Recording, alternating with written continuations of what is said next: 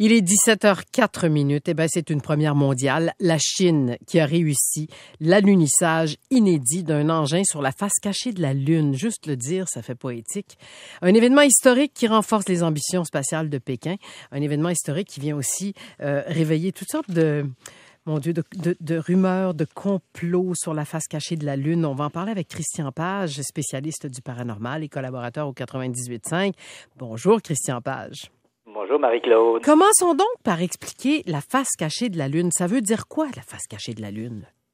Tu l'as mentionné, c'est presque poétique, mais ça traduit une réalité astronomique, c'est-à-dire que la Lune, parce que beaucoup de gens ont l'impression que la Lune ne tourne pas parce qu'elle nous présente toujours la même face. Le petit bonhomme qui scie du bois.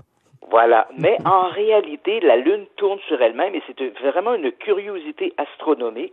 C'est qu'elle tourne sur elle-même exactement la même, sa durée de temps pour sa rotation sur elle-même est exactement la même que pour faire un tour, une fois le tour de la Terre.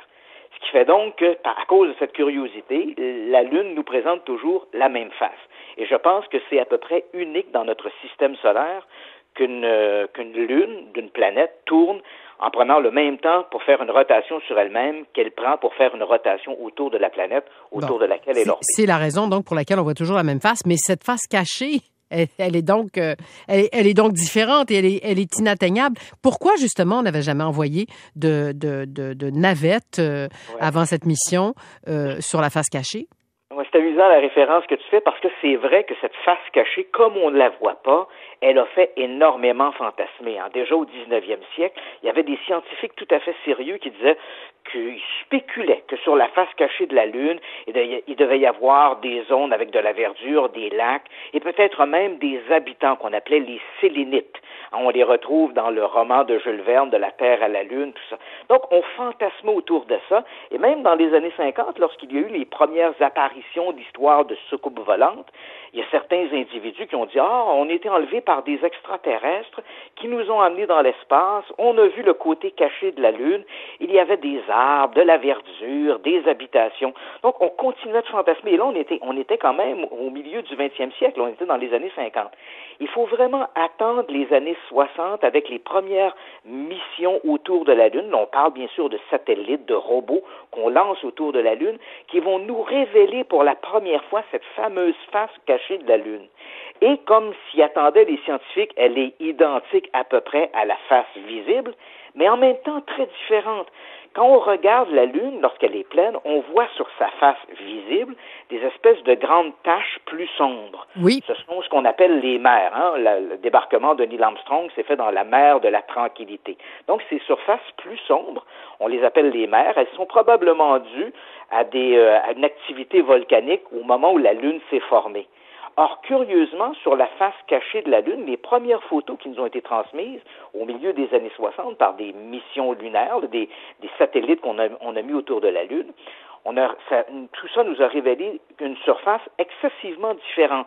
Oui, elle est couverte de cratères comme la face visible, mais il n'y a pratiquement aucune surface sombre. Les fameuses mers n'existent pas sur la face cachée. C'est particulier. C'est assez particulier. Donc, à la fois très semblable, mais en même temps très différente. Et là, on arrive à ces fameuses théories du complot parce qu'elles vont être récupérées. Il va y avoir ces fameuses missions sur la Lune, les missions Apollo. Bon, je sais que des gens diront, nous ne sommes pas allés sur la Lune, mais là, on est vraiment dans une autre histoire. Oui, en effet. Ouais. Donc, les astronautes vont se poser les fameuses missions lunaires. Le premier débarquement, on le rappelle, juillet 1969 avec Neil Armstrong.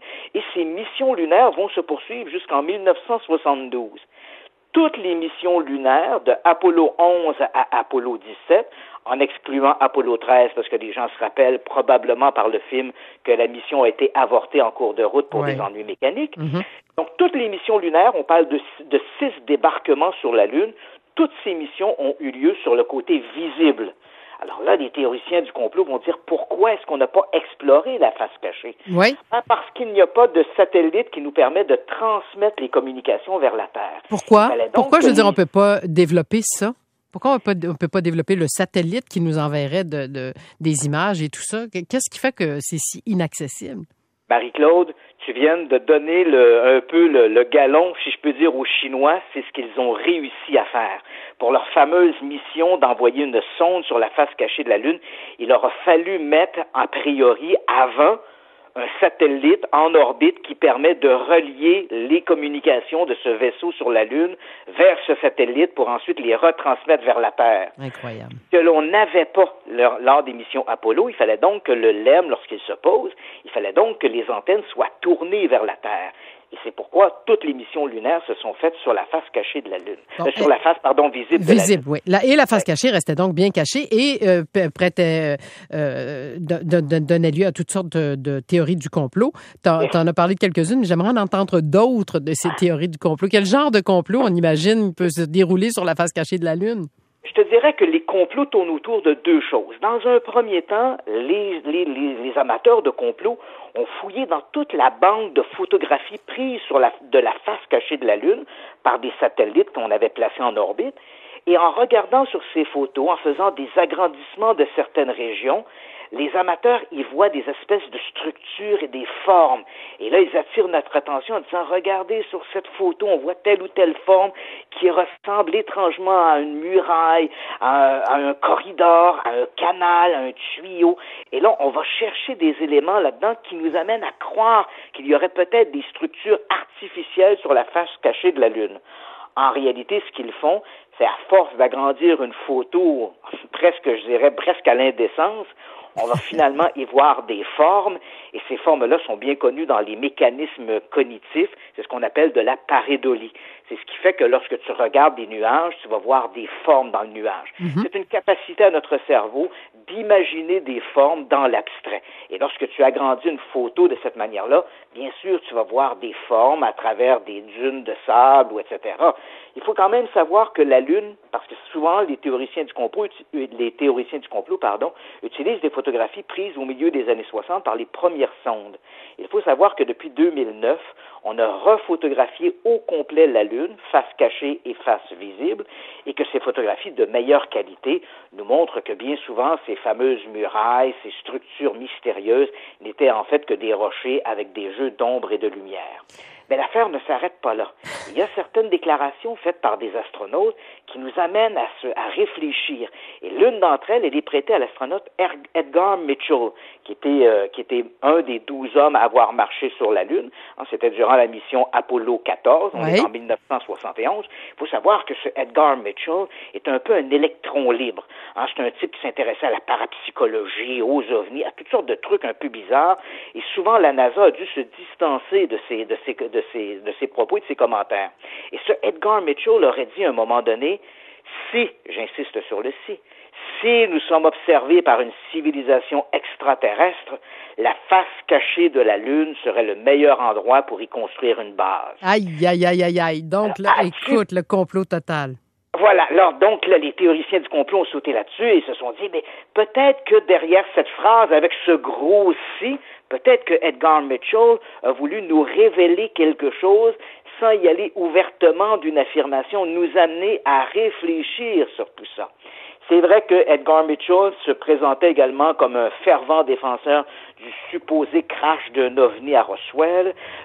Edgar Mitchell disait également que le gouvernement américain était parfaitement au courant non seulement de la présence d'extraterrestres sur la Lune, mais sur la présence d'extraterrestres sur la Terre. Il accusait les autorités de nous cacher de l'information. Alors tu comprendras que les autorités, et qui plus est la NASA, a pris ses distances par rapport à ce genre de discours-là. Oui. Mais quoi qu'il en soit, les théoriciens du complot ont beaucoup capitalisé sur des déclarations comme celle-là et ont monté en épingle toute cette histoire de oui, il y aurait des extraterrestres sur la Lune. Et cet événement avec l'atterrissage du vaisseau chinois, tu comprendras que si il devait tomber en panne dans les prochaines, on ne le souhaite pas, mais s'il devait tomber en panne dans les prochains jours, tu comprendras que ça va alimenter encore davantage les théories du complot, comme si des extraterrestres... La guerre des étoiles. Voilà, comme si on nous empêchait d'aller explorer cette mystérieuse face cachée de la Lune. Bon, écoute, il nous reste plus grand temps, Christian. Si on revient à la mission comme telle, ils visent quoi les Chinois là, avec cette mission précise-là? Bon, D'abord, la première chose, il faut savoir que ce vaisseau est composé de 2 parties. Il y a un atterrisseur et un petit robot qui va se promener sur la Lune. Dès que le vaisseau s'est posé, le Chang 4, il a déployé ses rampes et cet astromobile, donc, va se promener.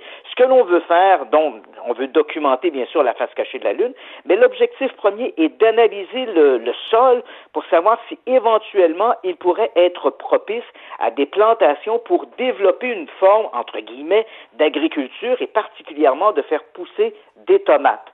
Pourquoi des tomates? Parce que les tomates, c'est une plante qui s'adapte bien à différents types de sols. Et même si le sol est pauvre en oligo-éléments, il est possible de faire croître des tomates.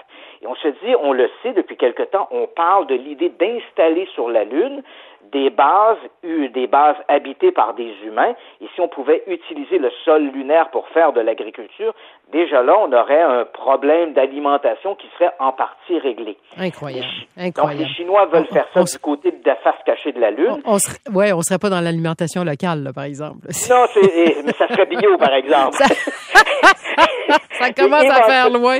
Éventuellement, les Chinois songent à envoyer des vaisseaux sur Mars. Déjà en 2020, ils veulent mettre en orbite autour de Mars un vaisseau, en faire atterrir un sur Mars en 2021. C'est fabuleux. Ce qui inquiète ici, puis il faut quand même le retenir, c'est que le programme, contrairement à la NASA, qui est une organisation civile, les Chinois veulent exploiter le côté caché de la Lune, et il faut le savoir que 90% du programme spatial chinois est contrôlé par les forces militaires chinoises. Donc, ici, ça inquiète un peu, mais donnons une chance aux coureurs et voyons un peu ce que les Chinois feront, et soulignons encore une fois ce grand exploit d'avoir fait atterrir sur la face cachée de la Lune un vaisseau et en ayant placé, bien sûr, un satellite pour pouvoir relier les communications. C'est formidable. Et Christian Page, on te laisse aussi continuer de surveiller les rumeurs qui vont sortir de cette face cachée de la Lune et les complots et les théories, toutes plus intéressantes les unes que les autres. Merci infiniment d'avoir pris le temps de nous parler. Ça me fait plaisir Page. Et bonne année à tous et bonne année à toi et ton équipe. Et bonne année à toi aussi. Merci beaucoup, Christian Page. À la prochaine. Bye bye.